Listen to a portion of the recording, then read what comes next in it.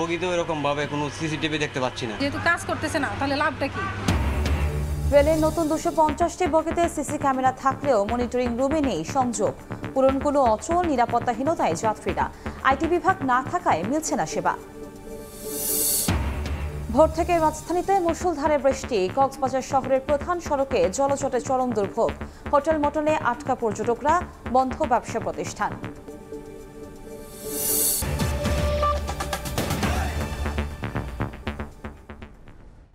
সকালের সময় সঙ্গে আছি আমি কনক আজাদ। রেলের নতুন কেনা 250টি বগিতে সংযুক্ত আছে অত্যাধুনিক সিসিটিভি ক্যামেরা। তবে 4 বছর ধরে কোনো ছবি ধারণ হয় না এসব ক্যামেরায়। আবার গত বছর নাশকতার পর 2-1টি ট্রেনে সিসি ক্যামেরা বসালেও 6 মাসের মাথায় অচল সব। এতে চলতি পথে নিরাপত্তাহীনতায় ভুগছেন যাত্রীরা। যোগাযোগ বিশেষজ্ঞরা বলছেন, রেলের প্রযুক্তি বিভাগ না থাকায় এই সেবা দিতে পারছে না তারা। তবে রেল সচিব দিলেন দ্রুত সমাধানের আশ্বাস। নাজমুস সালিহের রিপোর্ট। গত বছর ডিসেম্বরে মোহনগঞ্জ এক্সপ্রেস ট্রেনে আগুন দেয় দুর্বৃত্তরা। এ ঘটনায় মারা যায় 4 জন। এরপর ট্রেনগুলোতে শুরু হয় সিসিটিভি বসানোর কাজ। মোহনগঞ্জ এক্সপ্রেস সহ 4টি ট্রেনে সম্পূর্ণ হয়েছিল সেই কাজ। আমরা এখন দেখতে চাই সিসিটিভিগুলোর কি অবস্থা। অগ্নিকাণ্ডের শিকার সেই মোহনগঞ্জ এক্সপ্রেসে উঠে দেখা যায় মাত্র 5 মাস আগে সিসিটিভি বসানোর কাজ সম্পন্ন হলেও 13 বগির ট্রেনটিতে সিসিটিভি ক্যামেরা আছে মাত্র 3টিতে। কিছুদিন পরেই সেটার আর কোনো সিসিটিভি এখন আর আমরা দেখতে পাচ্ছি না। দেখলাম যে একটা বগিতেও এরকম ভাবে কোনো সিসিটিভি দেখতে পাচ্ছি না। যে 2-1টি কোচে টিকে আছে সিসি ক্যামেরা তার সবই অচল। ট্রেনটির মনিটরিং রুমে গিয়ে দেখা যায় লন্ডভন্ড সবকিছু। সিসিটিভির সংযোগ কেবল, মনিটরিং স্ক্রিন বিকল হয়ে পড়ে আছে। ফলে আগের মতোই নিরাপত্তাহীনতার কথা জানাচ্ছেন যাত্রীরা। সিসিটিভি যে মনিটরিং হয় এটা সম্পর্কে আমার কোনো ধারণা নাই, আমি সেটা জানি না। যেহেতু কাজ করতেছে না, তাহলে লাভটা কি? লাকেজ ছিনতাই, পকেট মারে। তারা যখন জানবে যে সিসি ক্যামেরা সচল আছে, তখন তারা আর এই কাজটা করবে না। শুধু তাই নয়, যাত্রী নিরাপত্তার কথা বিবেচনায় 3 বছর আগে চীন ও কোরিয়া থেকে অত্যাধুনিক প্রযুক্তির সিসিটিভি ক্যামেরা সংযুক্ত 250টি কোচ আমদানি করে বাংলাদেশ রেলওয়ে। নতুন এসব কোচ দিয়ে বিভিন্ন রুটে চালানো হচ্ছে ট্রেন, অথচ এখনো সিসিটিভি ক্যামেরা চালু করতে পারেনি তারা। পোর্ট থেকে যখন মার্শালিং এরিয়া ঢুকে তখন গাড়িগুলো আমি নিয়ে আসছিলাম, তখন থেকে সিসি ক্যামেরাগুলো দেখেছি। এটা আসলে অ্যাক্টিভ না ইনঅ্যাক্টিভ সেটা আমরা আসলে বলতে পারি না। সিসিটিভি কোচের সাথে ফিক্সড করাইল, তো আমাদের রুমে কোনো রুমে মনিটর নাই। যোগাযোগ বিশেষজ্ঞরা বলছেন, রেলের নিজস্ব আইটি বিভাগ না থাকায় চালু করতে পারছে না বিশেষ এই সেবা। পারছে না আসলে রেলের যে আইসিটি ডিভিশন, সেইখানে আইসিটি ডিভিশন এখনও আমরা তৈরি করতে পারিনি, এবং এটা রক্ষণাবেক্ষণ পরিচালনার জন্য যে স্মার্ট হিউম্যান রিসোর্স দরকার সেটা তো তৈরি হয়নি। তবে দ্রুত সিসিটিভি ক্যামেরা সচল করার আশ্বাস রেল সচিবের। যেটা ইনবিল্ট আমরা যেগুলো নিয়ে এসেছি আমরা চায়না এবং কোরিয়া থেকে 250-300 মতো কোচ, তো সেগুলো যাতে ঠিকমতো ফাংশনাল হয়, আমাদের একটা আদেশে দেওয়া আছে যে এটা একটা সেন্ট্রালি যাতে মনিটরিং করা যায়। সারা দেশে 3000 কিলোমিটার রেলপথে আন্তনগর, লোকাল, মেইল ও কমিউটার মিলিয়ে প্রতিদিন 4 শতাধিক ট্রেন চলাচল করে। নাজমুস সালিহি, সময় সংবাদ, ঢাকা। সকাল থেকে রাজধানীর বিভিন্ন স্থানে মুষলধারে বৃষ্টি হচ্ছে। এতে বিপাকে পড়েছেন ঘর থেকে বের হওয়া মানুষ। সকাল 6টা থেকে শুরু হওয়া বৃষ্টি কিছুটা স্বস্তি এনে দিয়েছে নগর জীবনে। তবে সাপ্তাহিক ছুটির দিন হওয়ায় রাস্তায় যান চলাচল খুব কম থাকলেও বিশেষ প্রয়োজনে বের হওয়া মানুষদের পড়তে হয়েছে বিড়ম্বনায়। আবহাওয়া দপ্তর জানিয়েছে, মৌসুমী বায়ুর প্রভাবে আজ রাজধানীতে সারাদিন হালকা থেকে মাঝারি বৃষ্টিপাত হবে।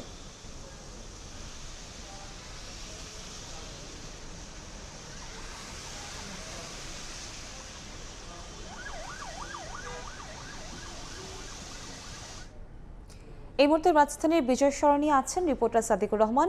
বৃষ্টির আরো খবর জানতে আমরা সরাসরি যাচ্ছি তার কাছে। মুষলধারে বৃষ্টি হচ্ছে, আমরা দেখতে পেয়েছি যে 6:15টার পর থেকে কিন্তু যে বৃষ্টির যে তীব্রতা আসলে সেটা বেড়ে গিয়েছিল। এখন মাঝখানে কিছুটা সময় আসলে বৃষ্টি কমে গিয়ে আবারও কিন্তু সেই মুষলধারে বৃষ্টি হচ্ছে। আমরা যেটা দেখতে পাচ্ছি যে নগরীর বিভিন্ন স্থানে কিন্তু আসলে এই যে বৃষ্টির কারণে যান চলাচল কিন্তু যাত্রীবাহী গাড়ি গণপরিবহন এবং যেই ব্যক্তিগত গাড়ির চাপ কিন্তু অনেক কম, যদিও প্রয়োজনে যারা বের হচ্ছেন তারা বিশেষ করে যারা নিম্ন আয়ের মানুষ তারা যারা প্রয়োজনে বের হচ্ছেন, বিশেষ করে গণপরিবহন এবং সিএনজির প্রতি যারা ঝুঁকছে তারা কিন্তু আসলে সমস্যায় পড়তে হচ্ছে তাদের। যদিও গণপরিবহনের ভাড়া অতিরিক্ত নেওয়া হয় না, কিন্তু সিএনজিতে দেখা গেছে যে যারা প্রয়োজনে বের হয়েছে তাদেরকে অতিরিক্ত টাকা দিয়ে কিন্তু বিভিন্ন স্থানে যেতে হচ্ছে। আমরা যেটা দেখতে পেয়েছি যে আসলে বৃষ্টির যে তীব্রতা তাতে কিন্তু দেখা যাচ্ছে এটা যদি আসলে আরও কিছুক্ষণ থাকে, কয়েক ঘন্টা থাকলে কিন্তু দেখা যায় বিভিন্ন স্থানে জলাবদ্ধতা সৃষ্টি হওয়ার কিন্তু আশঙ্কা রয়েছে। আমরা আসলে যদি এখনও পর্যন্ত কোথাও জলাবদ্ধতা হতে দেখিনি, তারপরও কিন্তু এই মুষলধারে বৃষ্টি চললে কিন্তু সেটা সম্ভাবনা থেকে যায়। আমরা আসলে কয়েকটি স্থানের কথা যদি বলি যে রাজধানীতে অল্প বৃষ্টিতে কিন্তু শনির আকড়া থেকে শুরু করে মিরপুরের কয়েকটি এলাকায় কিন্তু জলাবদ্ধতা সৃষ্টি হয়।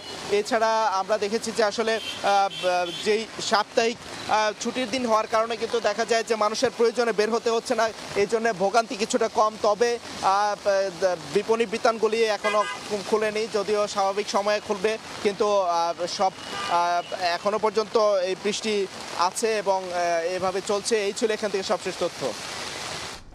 বৃষ্টির খবর জানতে আমরা সরাসরি যুক্ত ছিলাম বিজয় সরণি থেকে। এদিকে 2 দিনের ভারী বৃষ্টি ও পাহাড়ি ঢলের পানিতে ভাসছে কক্সবাজার শহর। ডুবে আছে প্রধান সড়ক সহ অন্তত 25টি উপসড়ক। দুর্ভোগে পড়েছেন বাসিন্দারা। হোটেল মোটেলে আটকা পড়েছেন পর্যটকেরাও। মোহাম্মদ ফরাজের ক্যামেরায় সুজাউদ্দিন রুবেলের রিপোর্ট। চারদিকে পানি আর পানি, পানিতে সয়লাব পর্যটন নগরী কক্সবাজারের হোটেল মোটেল জোন। শুধু প্রধান সড়কই নয়, ডুবে আছে উপসড়কও, বন্ধ যানবাহন চলাচল। ভারী বৃষ্টি ও পাহাড়ি ঢলে নালা নর্দমা ডুবে সড়কে উপচে পড়েছে পানি। অনেকে বাধ্য হয়ে হাঁটু পানিতে চলাফেরা করছেন। তবে প্রথমবারের মতো পর্যটন নগরীতে এমন জলাবদ্ধতার দৃশ্যের সাক্ষী হয়েছেন পর্যটকরা। সড়ক ডুবে থাকায় হোটেলে আটকা পড়েন অনেক পর্যটক। সাপ্তাহিক ছুটিকে কেন্দ্র করে কয়েক হাজার পর্যটক অবস্থান করলেও তাদের অধিকাংশই হোটেল কক্ষে অলস সময় পার করছেন। আর যারা হোটেল থেকে বের হয়েছেন তারাও পড়েছেন চরম দুর্ভোগে। রাস্তার এপার থেকে এপার যাইতে পারতেছি না, হাঁটু পানি আছে রাস্তায়। এক হোটেল চেঞ্জ করে এখানে আসছি, ওই হোটেলের নিচ থেকে ডুবে গেছে পুরো। সকাল থেকে এখানে হোটেলে আবদ্ধ, শুধু একমাত্র জলাবদ্ধতার কারণে। এত টাকা খরচ করে আসলাম কিন্তু বের হইতে পারতেছি না। খুব ইচ্ছা ছিল সাগরে যাব। সমুদ্র সৈকতের পাশে যে রাস্তায় যে পানি, এটি মনে করি শুধু আমাদের মানুষের জন্য নয়, বাংলাদেশের সরকারের জন্য একটি কলঙ্ক। শুধু হোটেল মোটেল জোন নয়, ভারী বর্ষণে পানিতে ডুবেছে কক্সবাজার শহরও। নষ্ট হয়েছে দোকানের মালামাল, বন্ধ রাখা হয়েছে বহু ব্যবসা প্রতিষ্ঠান। অনেক হোটেলে পানি ঢুকে পড়ায় তা আবার সেচ মেশিন দিয়ে নিষ্কাশন করা হচ্ছে। জলাবদ্ধতার জন্য নতুন সড়ক ও অপরিকল্পিত নালা নির্মাণকে দায়ী করছেন ব্যবসায়ীরা।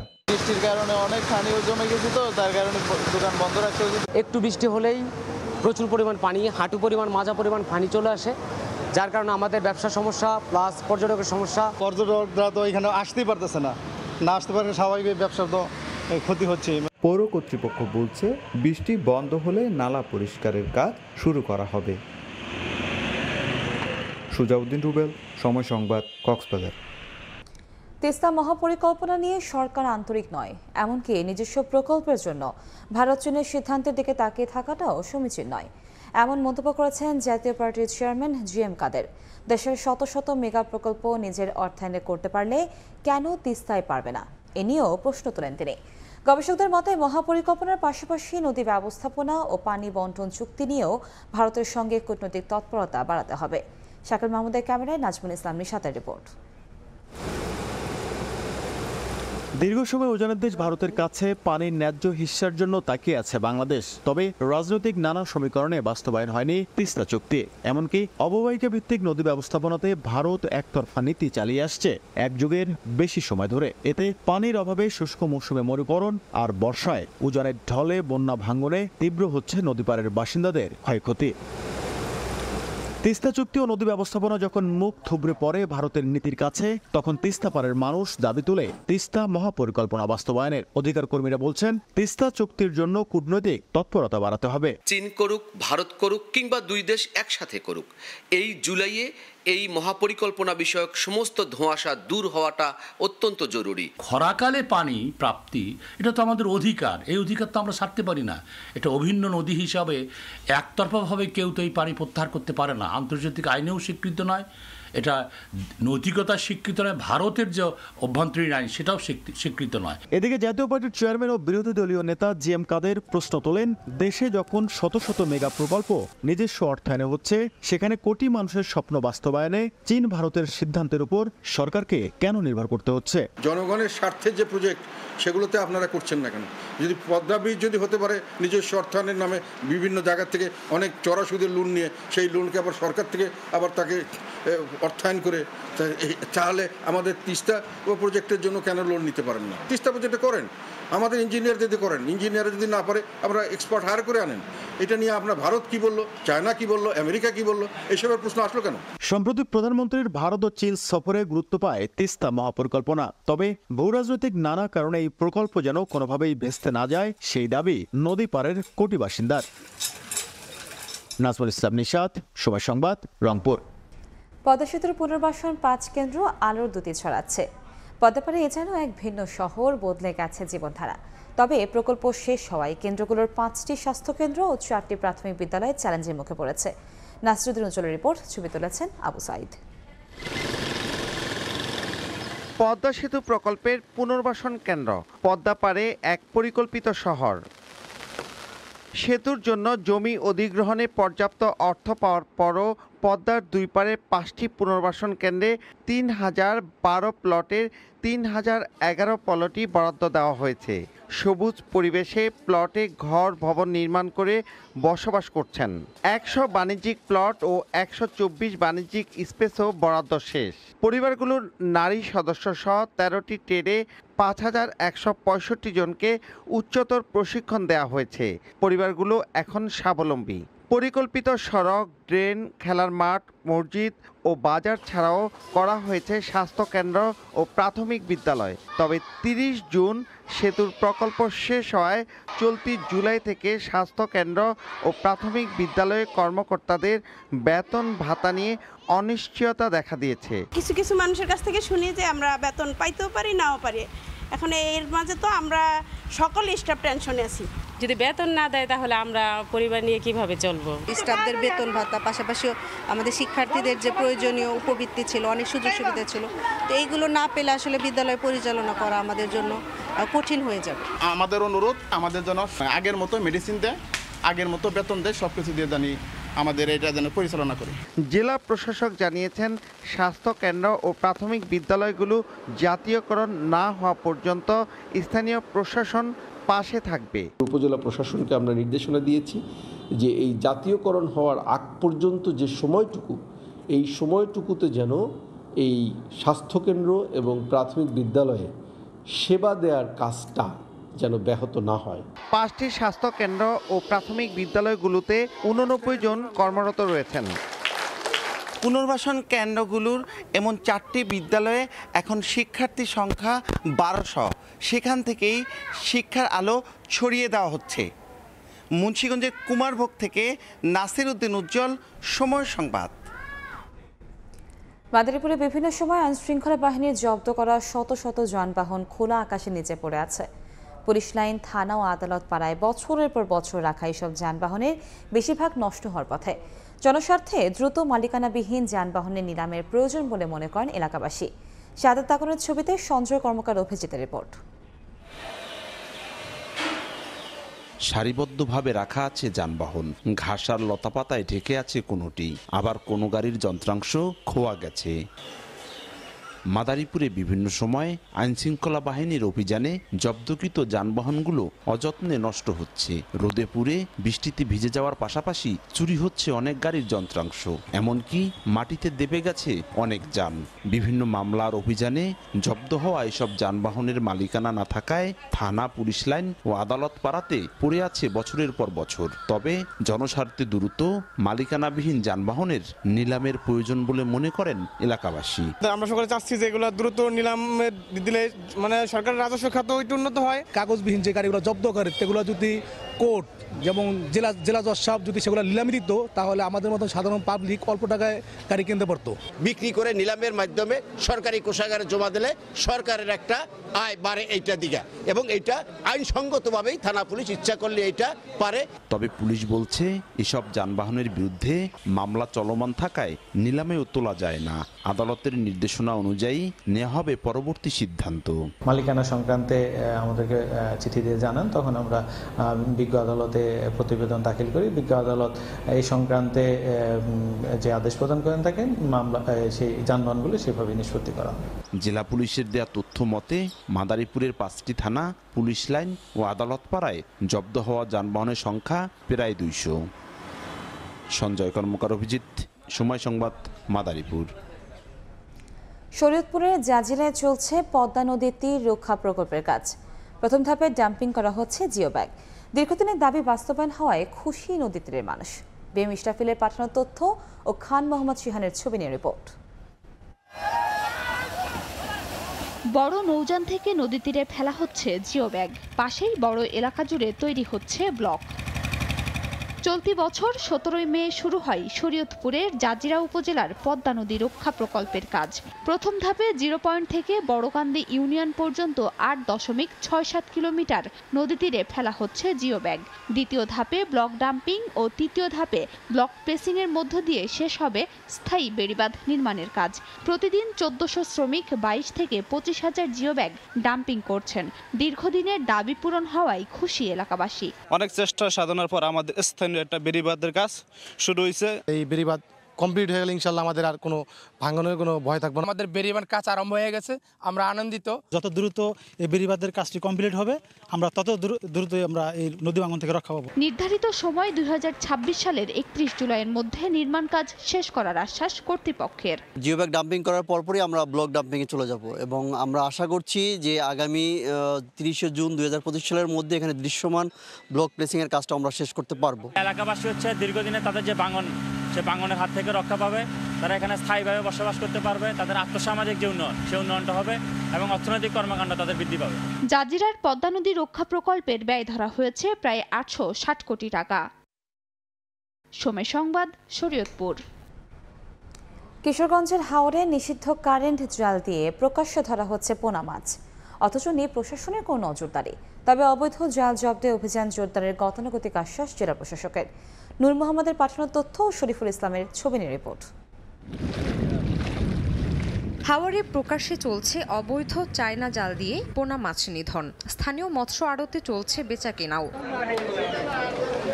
কিশোরগঞ্জের করিমগঞ্জ উপজেলার বালিখোলা পাইকারি মাছের বাজারে বিক্রি হচ্ছে রুই, কাতল, বোয়াল, কার্প সহ বিভিন্ন প্রজাতির পোনা মাছ। বাজার সংলগ্ন ধনু নদী সহ আশপাশের হাওর থেকে চায়না দুয়ারি জাল দিয়ে এসব পোনা মাছ ধরা হয়েছে। স্থানীয়রা বলছেন, এসব জালের ব্যবহার চলতে থাকলে হাওরে মাছের সংকট দেখা দিবে। মাছের সব বংশ নির্বংশ করে চায়না রিং জালে সব আরো দেখে করে দিছি। তোমরা কাছে অনুরোধ, এই চুরু মাছটি মারো না। 5 টিয়া 10 টাকা কেজি বিক্রি করে অর্ধেক বেছে আর অর্ধেক নদী মেয়ে ভালো হয়। কি দরকার এই মাছটি? জালরে আমরা সম্পূর্ণ নিষেধ করে দিয়েছি যে ওই জন্য গুড়া মাছ আপনারা আনবেন না, এটা বিক্রি হয় না, একদম দাম নাই, বিক্রি হয় না। আমরা জালরে নিষেধ করে দিয়েছি। মিঠা পানির মাছ কিন্তু ধ্বংসের পথে। তা আমরা প্রশাসনের কাছে জোরদার দাবি যে এই আইনগতভাবে জেলেদেরকে ব্যবস্থা করার জন্য। তবে পোনা মাছ নিধনে নেই সংশ্লিষ্ট বিভাগের কোনো তৎপরতা। অবৈধ জাল জব্দে অভিযান জোরদারের গতানুগতিক আশ্বাস জেলা প্রশাসকের। প্রচুর পরিমাণ জাল জব্দ করেছি, সেগুলো ধ্বংস করা হয়েছে। আর এটার যে সোর্স, এখানে বাজার থেকে যে জায়গা থেকে তারা জাল কিনেন, সেখানে আমরা গতবার অভিযান করেছিলাম, এবার আমাদের অভিযান অব্যাহত আছে। মৎস্য বিভাগের তথ্য মতে প্রতি বছর কিশোরগঞ্জের বিভিন্ন প্রাকৃতিক জলাশয় থেকে 83,636 মেট্রিক টন মাছ আহরণ করা হয়। সময় সংবাদ, কিশোরগঞ্জ। অর্থনৈতিক প্রবৃদ্ধি অর্জন ও কর্মসংস্থান সৃষ্টিসহ নানা পদক্ষেপের জন্য ইতালিতে দিন দিন জনপ্রিয় হয়ে উঠেছে ক্ষমতাসীন মেলোনি সরকার। এমনকি চমৎকার নেতৃত্বগুণে ইউরোপীয় গ্রহণযোগ্যতা বেড়েছে মেলোনির। বর্তমানে মেলোনি সরকারের প্রতি আগ্রহ বাড়ছে প্রবাসী বাংলাদেশি কমিউনিটির মধ্যেও। বিস্তারিত ইতালির প্রতিনিধি মাকসুদুর রহমানের তথ্যচিত্র রিপোর্টে। 2022 সালে ইতালির ইতিহাসে প্রথম নারী প্রধানমন্ত্রী হন জর্জিয়া মেলোনি। ক্ষমতায় আসার পর দ্রুত সময়ের মধ্যে অর্থনৈতিক প্রবৃদ্ধি, নতুন কর্মসংস্থান সৃষ্টি সহ নানা পদক্ষেপে দেশটিতে শক্ত অবস্থান তৈরি করেছে তার সরকার। ইতালিতে অবৈধ ইমিগ্রেশন নিয়ে কঠোর নীতি গ্রহণ করলেও মেলোনির শাসনামলেই এখন পর্যন্ত সর্বোচ্চ সংখ্যক স্পন্সর ভিসার ঘোষণা আসে। এই অবস্থায় প্রবাসী বাংলাদেশিদের কাছেও জনপ্রিয় হয়ে উঠছে দেশটির ক্ষমতাসীন সরকার। কেউ কেউ বলছেন বর্তমান সরকারের গ্রহণযোগ্যতা আগের চেয়ে অনেক বেড়েছে। জার্মান, ফ্রান্স, আমাদের প্রাইম মিনিস্টার জর্জ মেলোনির মতো এত ভোট পায় নাই, এবং নিশ্চয়ই এটা পিছিয়ে তার ভালো যে কাজটি করছে তার জন্য এই রেজাল্টটা পাইছে। আমরা আশাবাদী যে আমাদের বিদেশিদের জন্য উনি আমাদের জন্য কিছু করবেন। তার নেওয়া পদক্ষেপগুলো ইতালিয়ানরা খুব পছন্দ করেছে। আমরা আশা করি মেলোনি সরকার আমাদের বাংলাদেশি প্রবাসীদের জন্য ভালো কর্মসূচি গ্রহণ করবে এবং এই কর্মসূচি আমাদের জন্য কল্যাণমুখী হবে। শুধু দেশটিতেই নয়, ইতালির প্রধানমন্ত্রী গুরুত্বপূর্ণ হয়ে উঠেছেন ইউরোপের জন্য। বিশেষ করে চলতি বছরের জুন মাসে ইইউ পার্লামেন্ট নির্বাচনে মেলোনির কট্টরপন্থী রক্ষণশীল দল ব্রাদার্স অব ইতালি এককভাবে প্রায় 29% ভোট পেয়ে রেকর্ড সৃষ্টি করে। এরপর থেকে নেতৃত্বগুণে ইউরোপের অন্যতম নেতা হয়ে উঠেছেন মেলোনি, এমনটাই মনে করেন অনেকেই। সময় সংবাদ, ইতালি। টি-20 বিশ্বকাপে তাসকিনের ঘুম কাণ্ড গড়ালো আদালতের বারান্দায়। অসত্য সংবাদ প্রকাশ এবং প্রচারে দাবি করে দেশটির দুটি গণমাধ্যমকে আইনি নোটিশ পাঠিয়েছেন টাইগার পেসার তাসকিন আহমেদ। তার পক্ষে এই নোটিশটি পাঠিয়েছেন আইনজীবী জুবাইর মোহাম্মদ আওরঙ্গজেব। সেখানে দাবি করা হয়েছে একটি পত্রিকা এবং টেলিভিশন চ্যানেলে প্রচারিত মিথ্যা সংবাদের মাধ্যমে সম্মানহানি করা হয়েছে তাসকিনের। টি-20 বিশ্বকাপে বাংলাদেশ কেমন করলো, এই প্রশ্নটার উত্তর মোটা দাগে যদি দেয়া হয় তাহলে উত্তরটা হবে খুব একটা খারাপ না, কারণ দল খেলেছে সুপার 8-এ। কিন্তু পরিস্থিতি এবং সুযোগের কথা মাথায় নিলে বলতে হবে পুরোপুরি ব্যর্থ টাইগার্স। স্বাভাবিকভাবেই বিশ্বকাপের পর আরেকটা সিরিজ আসার আগ পর্যন্ত এটাই হওয়া উচিত ছিল ক্রিকেট পাড়ার আলোচনার মূল ইস্যু, কিন্তু হলো তার উল্টো। বিশ্বকাপের ব্যর্থতা নিয়ে বোর্ড মিটিং শুরু হওয়ার ঘন্টা 24 আগে একটা সংবাদ ছড়িয়ে পড়ল সারা দেশে। নির্দিষ্ট কিছু গণমাধ্যম বেনামি সূত্রের বরাত দিয়ে জানালো ভারতের বিপক্ষে বিশ্বকাপের মহা গুরুত্বপূর্ণ ম্যাচের আগে ঘুমিয়েছিলেন তাসকিন, যার কারণে তাকে রেখেই টিম চলে যায় স্টেডিয়ামে। ম্যাচের টসের পর মাঠে পৌঁছান তাসকিন, কিন্তু ততক্ষণে তার উপর ক্ষুব্ধ হয়ে একাদশ থেকে বাদ দেওয়া হয় সহ অধিনায়ককে। শুরু হয় আলোচনা সমালোচনা। বোর্ড প্রেসিডেন্ট নিজেও জানান তদন্ত হবে বিষয়টির। কিন্তু তাসকিন বিভিন্ন গণমাধ্যমে দাবি করেন সংবাদটি অতিরঞ্জিত এবং অসত্য। তিনি ঘুমিয়েছিলেন স্বীকার করলেও টসের পরে নয়, আগেই মাঠে এসেছিলেন বলে দাবি করেন। বিষয়টা যখন প্রায় সমাধানের দিকেই যাচ্ছিল তখন বোমা ফাটায় একটা দৈনিক পত্রিকা। সেখানে দাবি করা হয় ম্যাচের আগের রাতে বিশেষ পানীয় পান করার কারণেই ম্যাচের দিন সময় মতো টিমবাজ ধরতে ব্যর্থ হয়েছিলেন তাসকিন। এরপরই আবারও নড়েচড়ে বসে ক্রিকেট পাড়া, আরও এক প্রস্থ সমালোচনা সইতে হয় তাসকিন আহমেদকে। কিন্তু বরাবরের মতোই পুরো বিষয়টি অস্বীকার করে গণমাধ্যমে সাক্ষাৎকার দেন টাইগার পেসার। প্রতিবেদকের নাম উল্লেখ করেই দাবি করেন মিথ্যা সংবাদ ছড়ানো হচ্ছে তার বিরুদ্ধে। একই সঙ্গে এই ধরনের সংবাদের বিরুদ্ধে আইনানুগ ব্যবস্থা নেয়ার হুঁশিয়ারি দেন তাসকিন। অবশেষে নিজের সেই কথাই রাখলেন তাসকিন। উকিল নোটিশ পাঠিয়েছেন একটি পত্রিকা এবং একটি টেলিভিশন চ্যানেলের প্রতিবেদক সহ সংশ্লিষ্ট ব্যক্তিদের বিরুদ্ধে। তাসকিনের পক্ষে এই নোটিশ পাঠিয়েছেন সুপ্রিম কোর্টের আইনজীবী জুবাইর মোহাম্মদ আওরঙ্গজেব, যেখানে 7 দিনের মধ্যে ক্ষমা প্রার্থনা করে একটি সংবাদ প্রচারের আহ্বান জানানো হয়েছে তাসকিনের পক্ষ থেকে। অন্যথায় তাদের বিরুদ্ধে আইনি পদক্ষেপ নেয়ার হুঁশিয়ারি দেওয়া হয়েছে। 1 জুলাই 2024-এ আমার ক্লায়েন্টের তাসকিন আহমেদের বিপক্ষে যে অপপ্রচার চালানো হয়েছে যে সে টসের পরে মাঠে উপস্থিত হয়েছেন, যা সম্পূর্ণ মিথ্যা। এবং সে কিন্তু টসের আগে মাঠে উপস্থিত হয়েছে এবং সে ন্যাশনাল অ্যান্থেমে অংশগ্রহণ করেছে। এবং এই পরিপ্রেক্ষিতে আমরা 7 দিনের সময় দিয়ে একটা লিগ্যাল নোটিশ পাঠিয়েছি যে তাদের দেওয়া সকল ফেক নিউজ তুলে নেবে এবং আনকন্ডিশনালি অ্যাপোলোজাইজ করবে এবং তাদের আরো ব্রডকাস্ট করবে যে তারা এটা ভুল করেছে। যদি তা না হয় আমার ক্লায়েন্ট পরবর্তী পরামর্শ অনুযায়ী পরবর্তী পদক্ষেপ। এই পর্যায়ে শীর্ষ সংবাদগুলো জানিয়ে দিচ্ছি আরেকবার। বগিতেও এরকম ভাবে কোনো সিসিটিভি দেখতে পাচ্ছি না। যেহেতু কাজ করতেছে না তাহলে লাভটা কি? রেলের নতুন 250টি বগিতে সিসি ক্যামেরা থাকলেও মনিটরিং রুমে নেই সংযোগ। পুরানোগুলো অচল, নিরাপত্তাহীনতায় যাত্রীরা। আইটি বিভাগ না থাকায় মিলছে না সেবা। এবং ভোর থেকে রাজধানীতে মুষলধারে বৃষ্টি, কক্সবাজার সড়কের প্রধান সড়কে জলজটে চরম দুর্ভোগ। হোটেল মোটেলে আটকা পর্যটকরা, বন্ধ ব্যবসা প্রতিষ্ঠান।